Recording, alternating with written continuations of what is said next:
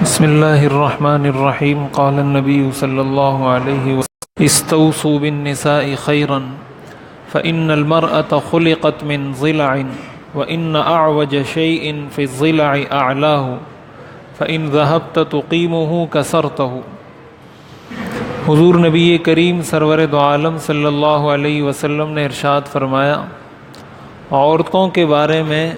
میری جانب سے خیر اور بھلائی کی وصیت قبول کرو، اس لیے کہ عورت کو پسلی سے پیدا کیا گیا ہے اور پسلیوں میں سب سے ٹیڑھی پسلی اوپر والی ہوتی ہے، لہٰذا اگر تم اس کو سیدھا کرنا چاہو گے تو توڑ دو گے، اور اگر اس سے فائدہ اٹھانا چاہو تو اس حال میں فائدہ اٹھاؤ گے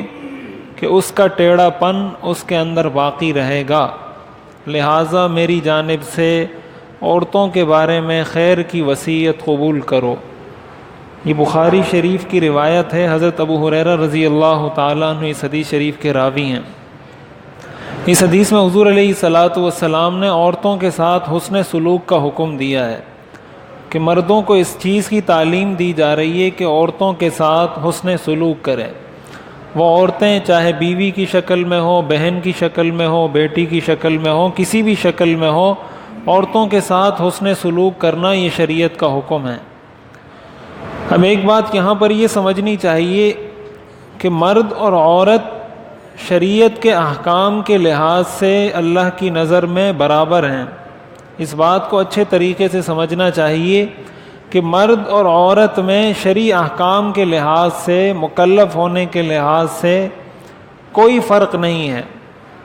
یعنی اگر مرد نماز پڑھے اس کو جتنا ثواب ملتا ہے، عورت کو نماز پڑھنے پر اتنا ہی ثواب ملتا ہے۔ مرد کو روزہ رکھنے پر جتنا ثواب ملتا ہے، عورت کو روزہ رکھنے پر اتنا ہی ثواب ملتا ہے۔ قرآن اور حدیث کے، اسلام کے جتنے احکام مردوں کے لیے ہیں یا جس کے لیے مردوں کا صیغہ استعمال کیا گیا ہے، وہ عورتوں کے لیے بھی ہے۔ تو یہ بسا اوقات ہمارے ہاں یہ غلط فہمی پائی جاتی ہے کہ چونکہ اللہ تعالیٰ نے مرد کو نگران مقرر کیا ہے تو ہم سمجھتے ہیں کہ شاید یہ عورتیں تو ساری گناہ گار ہیں اور سب سے نیک اور بزرگ تو ہم ہیں، تو اپنے آپ کو بزرگ سمجھتے ہیں، اپنے آپ کو نیک سمجھتے ہیں، اور یہ تصور غلط، اور اس غلط تصور کو شریعت سمجھتے ہیں، مذہب سمجھتے ہیں کہ شاید اسلام نے ہمیں اس چیز کی تعلیم دی ہے کہ عورتیں کم درجے کی ہیں، وہ کم درجے کی مخلوق ہیں اور ہم اعلیٰ درجے کی مخلوق ہیں۔ تو یہ بات اچھے طریقے سے یاد رکھنی چاہیے، جس کا عمل اچھا ہوگا اللہ کی نظر میں وہ اچھا ہے۔ اگر مرد کا عمل اچھا ہوگا وہ اچھا ہے، اگر عورت کا عمل اچھا ہوگا تو وہ اچھی ہے۔ تو ایک تو یہ غلط تصور ذہن سے بالکل نکال دینا چاہیے، اور دوسری بات یہ سمجھنی چاہیے کہ عورت کے بارے میں جو حدیث شریف میں یہ فرمایا گیا کہ اس کو پسلی سے پیدا کیا گیا ہے، تو اس کو بعض لوگ عورتوں کی برائی اور خامی کے طور پر ذکر کرتے ہیں کہ گویا یہ عورتوں کی کوئی بہت بڑی خامی اور برائی ہے۔ تو ظاہر ہے پسلی کا ٹیڑھا ہونا یہ پسلی کے لیے برائی کی بات نہیں ہے۔ پسلی اگر سیدھی ہوگی تو وہ کسی کام کی نہیں ہوگی۔ پسلی سے آپ اسی وقت، حضور علیہ الصلاۃ والسلام نے فرمایا، اسی وقت آپ اس سے فائدہ اٹھا سکتے ہیں کہ اگر اس کا ٹیڑھا پن باقی رہے۔ اگر اس کا وہ ٹیڑھا پن ختم ہو جائے تو اس پسلی کا آپ کو کوئی فائدہ نہیں ہے۔ تو اس کو عورتوں کی مذمت میں ذکر نہیں کیا گیا، اس کو اس لیے ذکر کیا گیا ہے کہ مردوں کو اس بات کی تعلیم دی جائے، ان کو اس بات کی نصیحت کی جائے کہ عورتوں کے ساتھ نرمی کا معاملہ کرنا ہے، ان کے ساتھ شفقت کا معاملہ کرنا ہے، ان کے ساتھ حسن سلوک کا معاملہ کرنا ہے۔ اس لیے بسا اوقات ہم یہ چاہتے ہیں کہ عورت 100% میرے مزاج کے مطابق ہو جائے، حالانکہ ایسا کبھی ہوا نہیں ہے۔ ایسا کیسے ہو سکتا ہے کہ ایک انسان جو آپ سے مختلف ہے، اس کی ناک الگ ہے، اس کے کان الگ ہیں، اس کی آنکھیں الگ ہیں، اس کے جسم الگ ہے، سب کچھ الگ ہے، اور آپ چاہتے ہیں کہ 100% وہ بالکل ویسا ہو جائے جیسے میں چاہتا ہوں؟ ایسے کیسے ہو سکتا ہے؟ ظاہر ہے اگر کوئی شخص یا کوئی عورت یا کسی کی بیوی اگر اس کے ساتھ 50%، 60%، 65% کاموں میں متفق ہو جائے، اس کو اللہ کا شکر ادا کرنا چاہیے۔ ایسا نہیں ہو سکتا کہ 100% یا آپ اس کے مزاج کے مطابق ہو جائیں یا وہ آپ کے مزاج کے مطابق ہو جائے۔ یہ مطلب ہے اس حدیث کا کہ اگر فائدہ اٹھانا چاہتے ہو تو اس ٹیڑھے پن کو اس کے اندر برقرار رہنے دو اور مکمل سیدھا کرنے کی کوشش مت کرو، اس لیے کہ اگر مکمل سیدھا کرنا چاہو گے اس کو توڑ دو گے۔ پسلی کو اگر کوئی سیدھا کرنا چاہے، پسلی سیدھی تو نہیں ہوگی، البتہ ٹوٹ جائے گی۔ اور آپ نے فرمایا وَكَسْرُهَا طَلَاقُهَا کہ عورت کا ٹوٹنا اس کی طلاق ہے، یعنی جب انسان مکمل سیدھا کرنے کی کوشش کرتا ہے اس میں پھر طلاق کی نوبت آ جاتی ہے۔ تو یہ بات اچھے طریقے سے سمجھنی چاہیے، یہ جو میاں بیوی کا رشتہ ہوتا ہے یہ قاعدے اور ضابطے سے نہیں چلتا کہ میرے کیا حقوق ہیں اور اس کے کیا حقوق ہیں، یہ رشتہ چلتا ہے کمپرومائز سے۔ کچھ آپ اس کے ساتھ کمپرومائز کرنا سیکھیں، کچھ وہ آپ کے ساتھ کمپرومائز کرنا سیکھے، اس طریقے سے یہ رشتہ چلتا ہے۔ اگر قاعدے ضابطے، ایک جس کو کہتے ہیں نا ایک ضابطہ ہوتا ہے ایک رابطہ ہوتا ہے،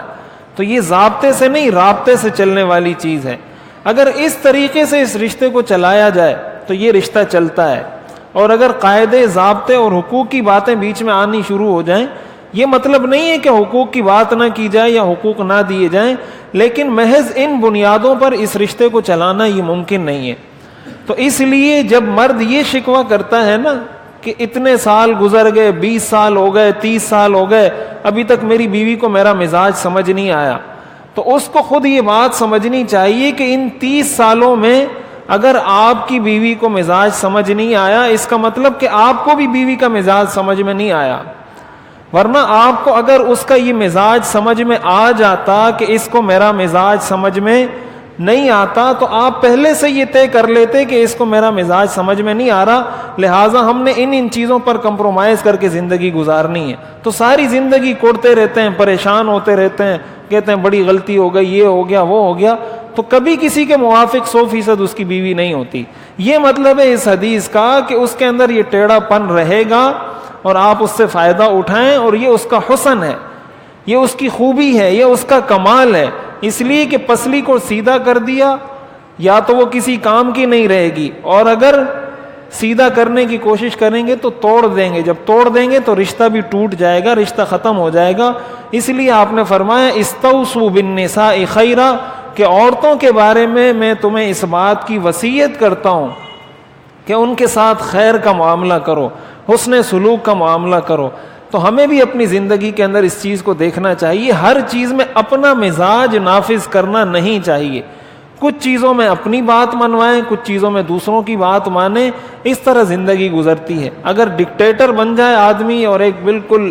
غاصبانہ اور غالبانہ اور ایسا رویہ اختیار کر لے گھر میں تو وہ گھر پھر کامیابی سے چل نہیں سکتا۔ اللہ تعالی ہمیں عمل کرنے کی توفیق عطا فرمائے۔